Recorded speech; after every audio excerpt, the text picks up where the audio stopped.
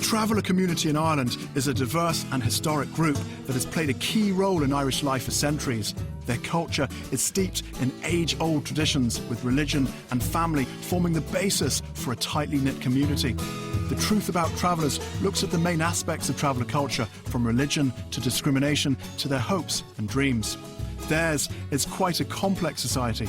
Attitudes towards work and the hopes and ambition of their community are being challenged by modern Irish life. Traveller culture and traditions are facing a tide of change, and tonight I look at how they're adapting to this. To be honest, it's very hard to find a job. I've done a security course and that, but if they hear the accent and all, they're wondering where you're from. And you tell them a traveller, that's not exactly a good thing. Travellers have a dependency on social welfare, that they don't want to take a job and give up social welfare because the job is not permanent, but in their mind social welfare is permanent. The Dáil will do me for now, like. Rahal Dáil's put the whole of it. I can turn my hand to anything. I can put a bottom in buckets, I can solder, I can make anything. But there's one thing I cannot make, and that's money. We're not all scumbags.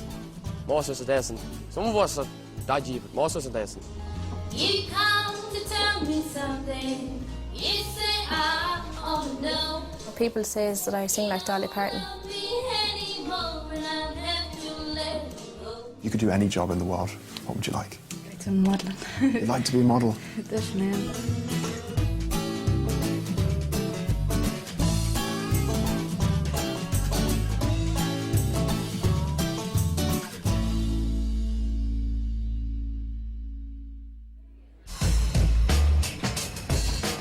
In my time working as a journalist, I have come across travellers on many occasions. They've always struck me as a strong-minded people who take their roots and traditions quite seriously. But they're also some of the most marginalised and secretive sections of society. Travellers lead a separate life to settled people and very much do their own thing. For centuries, the traveller community in Ireland was generally a nomadic culture that travelled from town to town, selling their wares or looking for work as they went. Life was spent on the road. I was born to traveller, like, on the side of the road, like, and I mean, and my father before me, and like, I mean, I'm not ashamed of it, like, I do mix with every type, like. I was reared in the road, like, until I got married, and I slept in the tent, but the tent was far warmer to sleep in than the caravan. Really? You prefer the tent? Oh, I'd sooner the tent. Because you had a big rake of straw, and you'd put in your blankets, and you'd light your fire in there, and that's for the wife to do all the cooking and things like that. From the early days of tinsmiths selling their tin pots and pans, to horse dealers trading at the fairs, to recycling scrap metal and copper, there was always a way of providing for their families. Begging was a social activity that had first and foremost, it was done to feed your family and to feed your children, and that's why travelling people years ago did beg, when they had no other way of supporting and feeding their children. But it was also a social event where women contacted people who were non-travellers and went to houses, and they became friends. So I think it was very much a part of travellers' culture. I don't see any shame in it. We used to go from door to door. And at that time, the farmers was very good to us. You could walk in, knock at the door, you'd walk in, and you could go into any house. The farmers fed us, like with the cabbage, the potatoes, and the milk, and the butter. Travellers were tinsmiths, and that was their main profession. But there were also horse dealers, there were agricultural workers, there were all these different things. There were market traders, there were entertainers.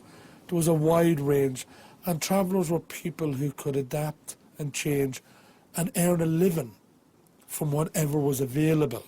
With the evolution of modern society, life for the Irish traveller has changed. Gone are the days of moving from town to town, with communities having to settle down and adapt to a new way of life. The government's recent Anti-Trespass Act has put paid to the days of moving around and setting up home on the side of the road. Since the trespass law came in, those opportunities are lost. I don't know if it was something like 4 or 5 transient sites in the country, but I mean, that is not enough to cater for I think it's something like 25,000 travellers in Ireland at the moment. So, I mean, you need more transient sites if travellers are going to get the opportunity to, you know, carry on the tradition of nomadism. Now we have a law of you're not allowed to be on somebody's property, you're not allowed to walk up to somebody's door because you could potentially be shot, and that's completely legal, that's their property. You know, whereas years ago it would have been okay for you to knock on someone's door and say, do you need your tarmac, and I'm done. Now, if you go up to somebody's door, it's just not the thing to do. I think the biggest change that has taken place for travellers is from becoming a very nomadic people to becoming very sedentary people. And I think that has major ripple effect right through the community. One-time travellers' life centred around being nomadic. Now that's no longer an option for travellers. I wouldn't like to live in a caravan, I'll be honest, and I wouldn't like to go back to that life again. With the majority of the old ways of making a living now gone, working within the settled community has become more of a necessity. Unfortunately, that doesn't always come easy. We done a security course together, and the teacher who was teaching us the course actually told us when he had a job in security, he was told by 90% of them to not let in travellers, and he says, lads, they'd probably even tell you that if you don't copy your traveller.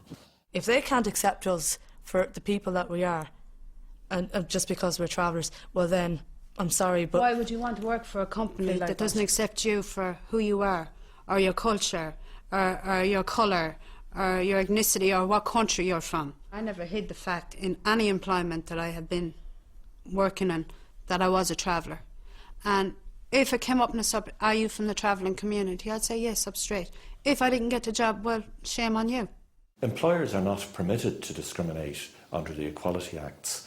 However, if you have a choice of hundreds of people to do a job, you can decide that people could be employed based on whether they have skills or not. My opinion is that there was a stigma attached to employing travellers or other disadvantaged people in the past.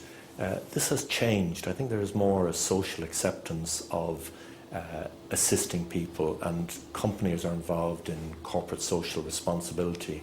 And what better way of demonstrating corporate social responsibility than to employ somebody who's disadvantaged and assist them.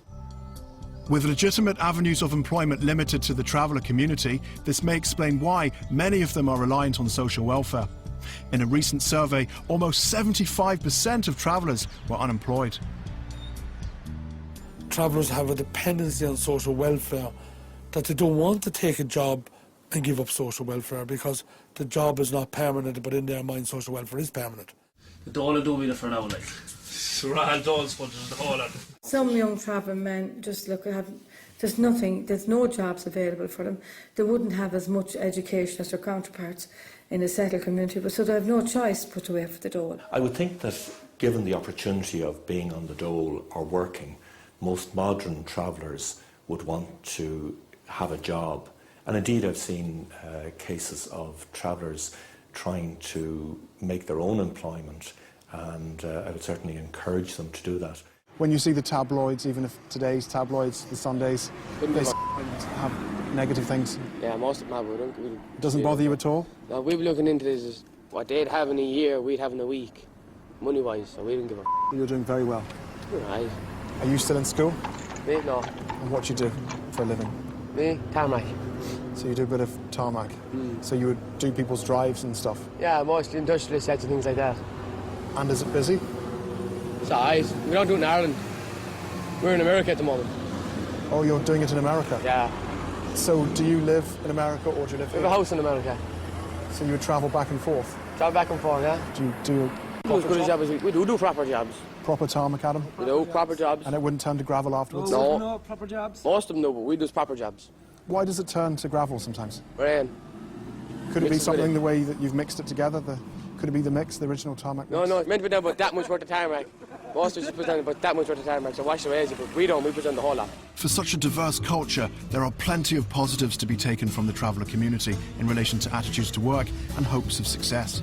One outlet set up to highlight this is the Voice of the Traveller magazine, set up through the National Association of Traveller Centres in 1992. The Voice of the Traveller brings together news and opinions from traveller communities all around the country. It started life about 20 years ago as just a black and white newsletter.